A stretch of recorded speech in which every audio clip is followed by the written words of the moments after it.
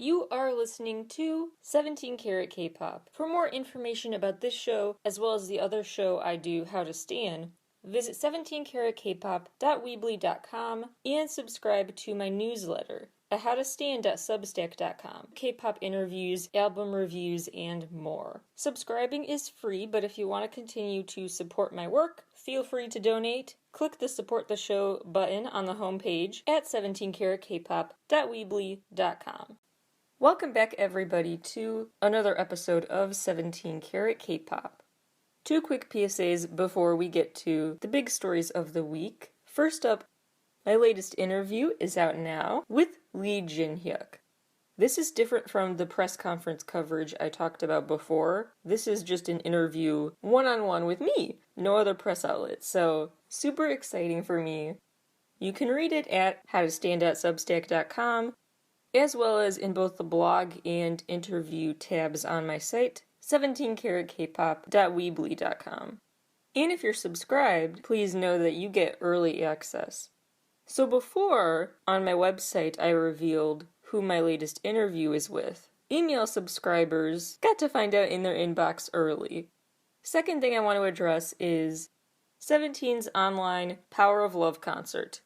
It's a 2-weekend event, which is why I'm not talking about it yet. Because I'm sure Carrots are going to listen to this and be like, if you're rounding up the most important events in the world of K-pop this past week, and you just ignore 17's online concert, what on earth is wrong with you? I'm saving that review. So I am acknowledging that I'm just waiting till weekend 2 is over to fully finalize my thoughts. So now let's dive into the news of the week, starting with a very peculiar story. Near YG Entertainment headquarters, on a 5-story building, an unusual billboard was set up, asking Jennie from Blackpink, one of YG Entertainment's artists, if she would go on a date with him. This billboard was set up because, he says, he just didn't know how else to ask her, how else to reach out to her. So he thought, billboards make sense. The sign says, Kim, Jennie, Ruby, Jean, you are my ultimate crush.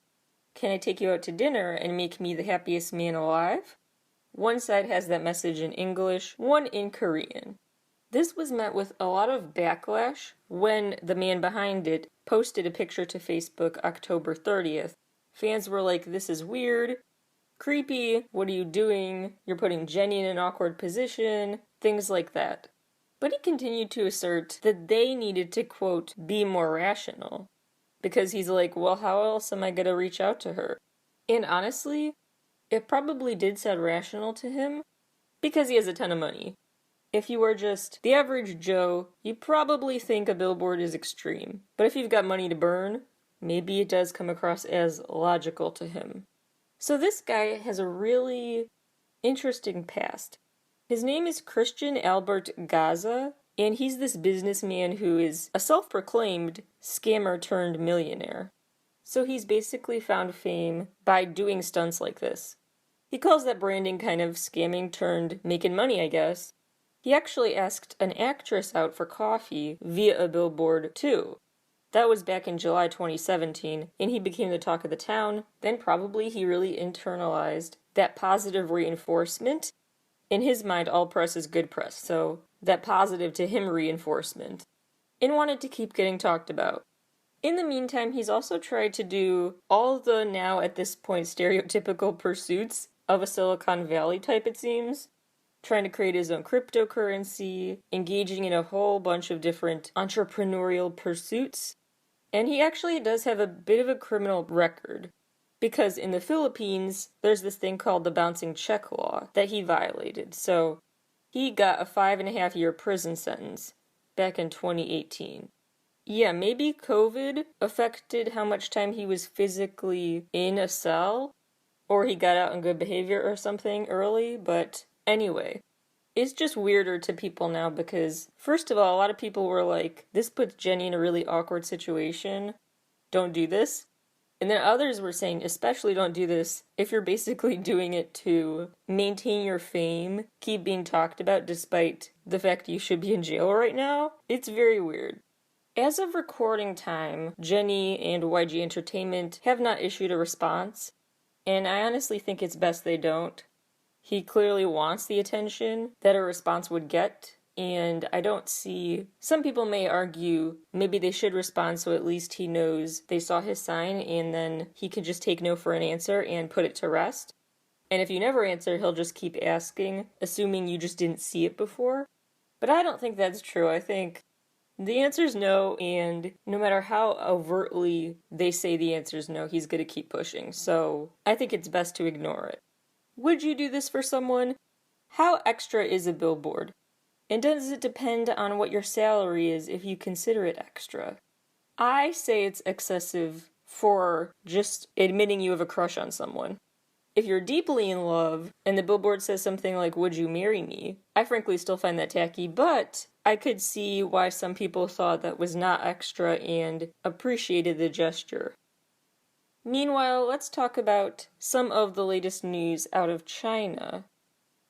Influencers, social media influencers in Shanghai have started this new trend basically where they pretend they are at Costco in LA. For real. And first of all, you may be wondering, they have influencers even though they banned Instagram? Yes, they kind of have a copycat of Instagram, just for China, so you can be a famous influencer still in China. Second of all, you're probably wondering, why Costco? It's because these influencers want to take cute shots posing in a shopping cart outside the Costco and then post pictures and videos of their hauls to make it look like they went to LA. The total number of Costcos in China is actually 2. One that is just about to open or just recently did, but aside from the brand new one, there's just one Costco. So it's kind of a touristy thing to go there. It is a photo-worthy afternoon. And remember, a lot of influencers are travel influencers. So they make money posting cool, cute candids from, quote-unquote candids, from around the world. So they have to kind of DIY trips around the world during COVID. So they're cosplaying as LA tourists, basically. There does seem to be quite the devoted following of Costco fans in the USA. Apparently, that interest is global now. The variety, the bulk of stuff you can buy, apparently it has appeal internationally too.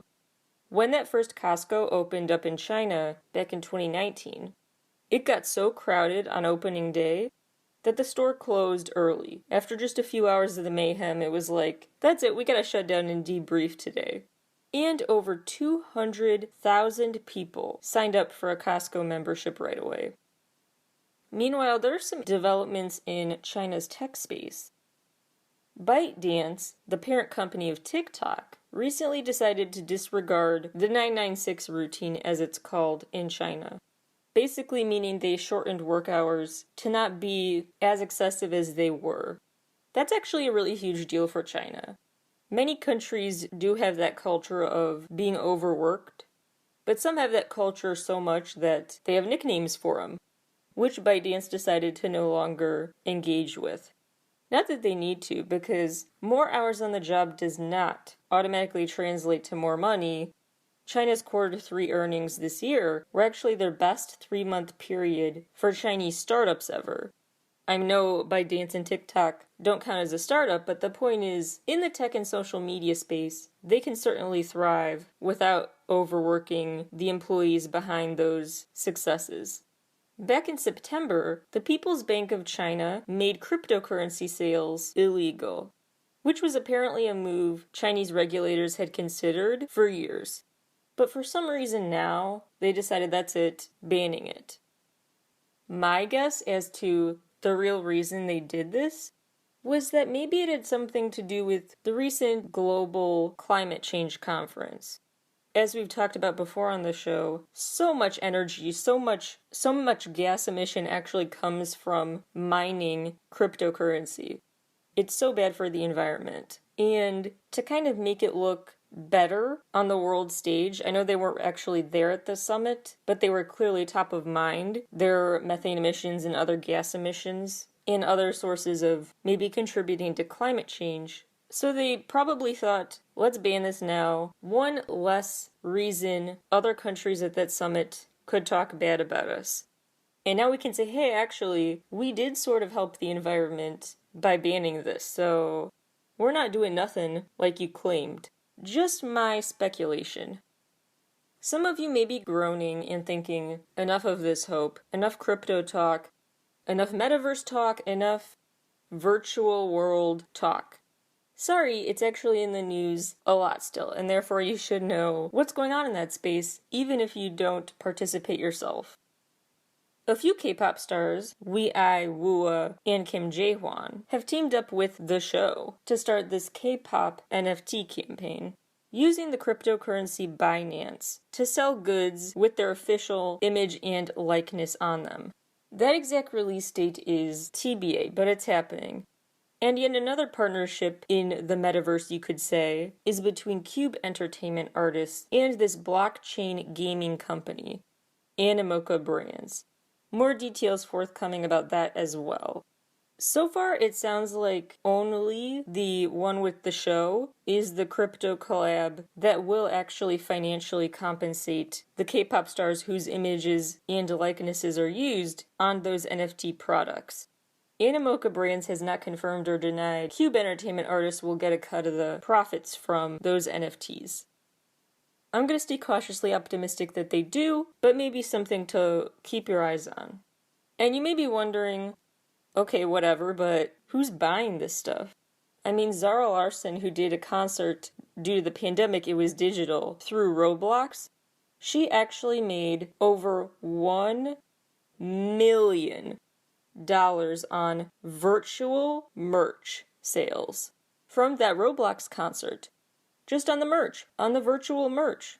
So yes, this is a lucrative investment. And as much as I've griped about crypto in my concerns with this trend on the show before, I will say, maybe it wouldn't have come to this if artists were getting paid more for streams of their songs, didn't have to change up the revenue sources because of it. We could have avoided this if they just got compensated more when people stopped buying as many physical albums. Just throwing that out there. One more story out of China. 2 artists have been newly censored there for the Mandarin language song Fragile. A song about censorship that, of course, got under their skin, and they responded in a way the singers sing about being a fragile response. Yeah, it's really almost poetic. Life imitates art, etc. So this is a new song out from Kimberly Chen, and namely, Kimberly Chen is Australian and Chinese, and this rapper is Malaysian, but both of them currently are residing in Taiwan. So this song, Fragile, has a lot of tongue-in-cheek disses towards mainland China's policies. And the music video is full of pink. Their outfits, even the outfits of the guy in the panda suit, it's all pink. And the song starts out with a message about, be cautious if you are fragile, pink. Now this is a reference that on the surface is confusing, but actually it's a very direct reference. Certain people who are very, very defensive in support of mainland China and its policies are called little pinks as this derogatory term. Basically like they're wusses is the connotation. So they took that and basically said, oh, I'm sorry, are we hurting your feelings right now? They also compared Xi Jinping to Winnie the Pooh, which we talked about in a previous episode, really gets under his skin when people compare him to Winnie the Pooh, so much so that the images of Pooh are banned there now. The song alludes to forced labor, mainland China's claims of ownership over Taiwan, the recent push to redistribute China's wealth more equally, and the reaction is kind of like, yeah, right. They joke about eating wildlife, which is just kind of a jab at people who stereotype and are disgusted by what's eaten in Asia in general. And the tropes about eating bats and stuff that have proliferated during the pandemic. They reference the Great Firewall, referring to censorship of the internet there. The most interesting lyrics to me are when they reference apples, because there are 2 critiques in one buried in there. Part of it is because mainland China recently stopped importing products like apples from Taiwan, so that could be a reference to that trade dispute.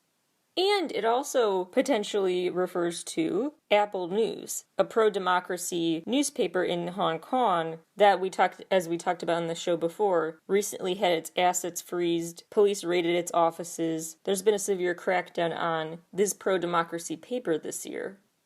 What fascinates me about this song is not just all of the ways they address political and historical issues without overtly citing them, but also the ways that it doesn't really make social commentary that is referring to a society with everyone in it. For example, if there's a song critiquing the USA way of life, it's kind of critiquing Americans too. You're not excluded from the criticism. Here, it's not like they're really critiquing the citizens. They're really focused on people in charge of it, staying focused on certain government officials. The song was viewed over 29 million times before it got banned from the web in China. YouTube's actually been banned there for over 10 years now, but other similar sites, they no longer have the video. These artists' Weibo accounts were shut down. Namewee seems to be taking it in stride, and he's kind of used to this. Long story short, he has been making videos for years that have gotten under authority's skin for a host of reasons. He had a really ire-drawing K-pop satire video out in 2015. He was almost charged with sedition after this video mocking the national anthem back in 2007, so he's a long past with being on authorities' radar. Anyway, but he said on Facebook, while he could still, a song can have double meanings or even many meanings. I didn't mean to hurt anyone's feelings, it's just what they are willing to get from this song, unquote. Kimberly Chen seems similarly unbothered, updating the song's lyrics to say, I hear a sound, fragile self-esteem has broken into pieces, it doesn't matter, I still have IG and FB. Basically, she's saying, hey, if I can't access mainland China's social platforms, I can still access these in Taiwan. Another thing about this song is that really interests me is they're calling it fragile. They're calling out this, what they view as overly sensitive response the government has to any song gaining popularity in mainland China. And so they will often say in government propaganda, you're hurting our feelings, stop it. And so they took that we're fragile interpretation of that comment and made a whole song about it. That ended up actually proving their point that there may be a very quick, sensitive response to what they say. This definitely sounds like one of those songs that people who want to hear the history of music as a form of protest in more indirect ways, through metaphors and such, this will be a case study. I think this will be in history books. For better or for worse, it feels very significant. Let's pivot to news coming out of Korea now. And that should be news all over the world. In-person concerts are coming back in 2022. I'm not surprised that apparently there are more K-pop announcements to come. Fingers crossed and toes crossed that 17 is one of those to-be-announced world tours next year. But a couple announced so far. First up, Twice. Their 4th world tour. Kicking off actually this December, they will spend Christmas performing at Olympic Park K-Spo Dome in Seoul. Then they come to the USA, the Forum in LA, February 16th. Then they're in Oakland, Dallas, Atlanta, New York, and more dates apparently TBA, which better include Chicago. ATEEZ also announced their 2022 world tour. This one is basically the rescheduled 2020 tour. So every ticket from 2020 that didn't have the owner ask for a refund already, it is honored for the new date. So ticket sales, go to My Music Taste site for more info on those. Those ticket sales are just for the remaining seats and any seats that open up last minute because of a refund. Anyone who won chance to go to a global fan sign event that was canceled last year, your entries will also be honored, so keep your eyes on your email from My Music Taste for more. This tour kicks off January 7th at Olympic Park in Seoul. Then it comes to Chicago. We love Wintrust Arena, the cutest venue, trust me. It's like a mini cross between a theater show and a full-size arena. Twice was there. It was very cute and felt intimate, even though it had a huge crowd. So A very new and exciting venue, for sure. Anyway, then they go to Atlanta, Newark, Dallas, LA, and then they take off for Europe in mid-February. Then there is NCT 127 with their tour coming. Since their 2020 tour was just flat out cancelled and not postponed, I hope that means in this case, tickets are not honored. Sorry guys, I needed them to just open up all the ticket sales for the new tour. Only the first few dates are announced so far, December 17th through 19th in Seoul. But more is TBA very, very soon. And the last night in Seoul, December 19th, you can stream online. Starting at 5 p.m. Korean Standard Time, that access will be there. In the meantime, live streams continue to happen. You can tune into the Boys live stream that also is a concert with an offline component from Seoul, December 3rd through 5th. Plus, live audiences are coming back to KBS shows. Music Bank is not one of them just yet. As of recording time, the date is TBA. KBS is rolling out one show at a time, getting its audience back. So Music Bank is not the first, but stay tuned, and I'll keep you posted too. Let's move on to some miscellaneous rapid-fire headlines.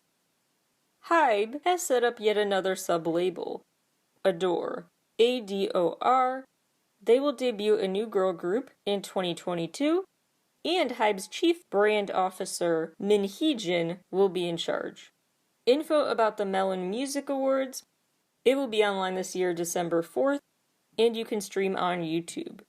There's a great new cover story of CL that really dives into her career and everything that led to this moment in this album for her. It's very personal and open, and not every cover story is just that deep and important. So anyway, full disclosure, it's written by friend of the show, Riddhi Chakraborty, so I was going to plug it no matter what, but it is really good.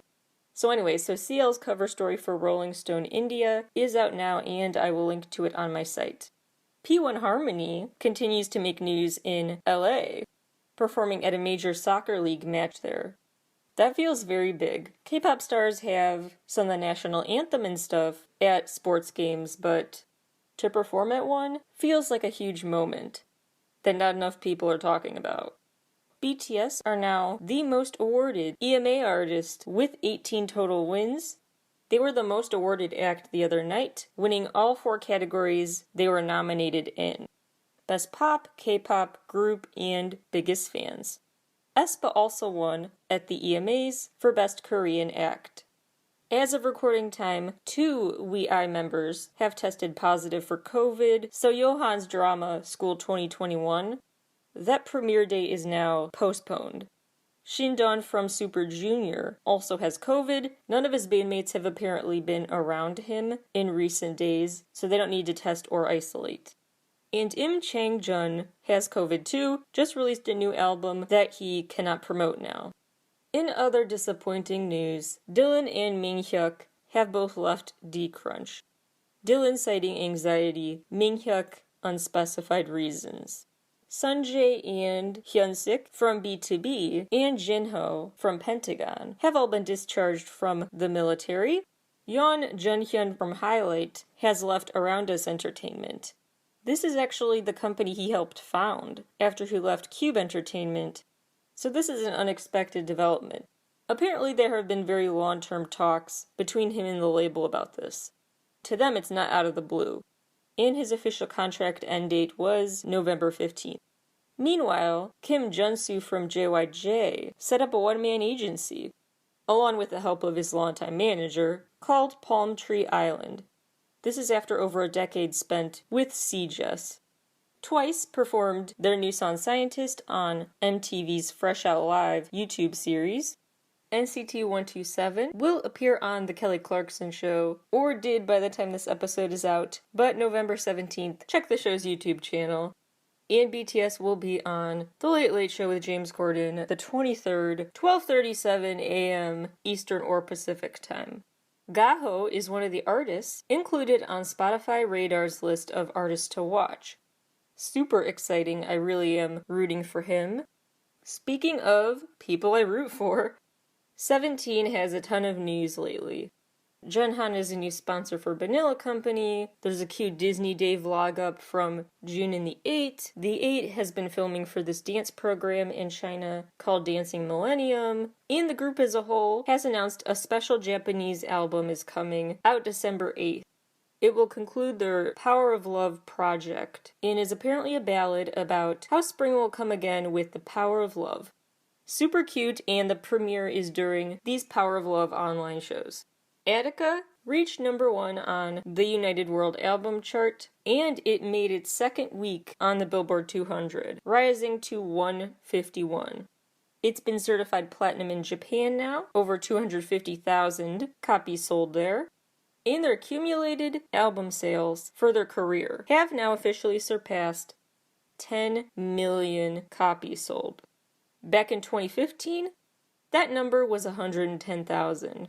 From 110,000 to 10 million. Very proud. And what I just lost my mind over this week was the 2-1 live version on Genius's YouTube channel. I really was super excited from the moment I heard 2-1 for the day we would get the live version. I did not expect it to be this soon. Jin from BTS has a new OST out called Yours.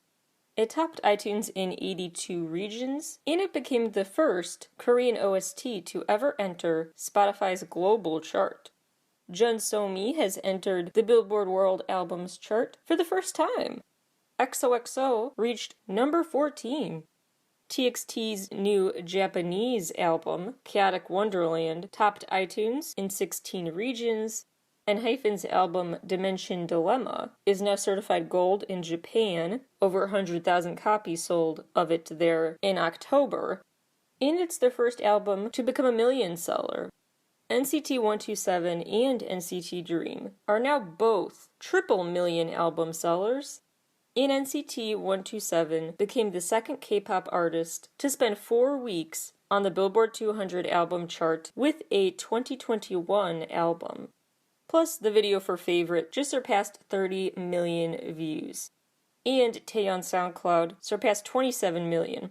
And Taeyeon of 127 surpassed 27 million SoundCloud streams, with 4 million alone going to Monroe, his collab with Baekhyun. Reaching 40 million, Hyuna's I'm Not Cool, and Hyuna with Dawn, Ping Pong. Reaching 100 million views, Jun So-mi with Dum Dum, her first to reach that. And BTS and Coldplay's collab, My Universe.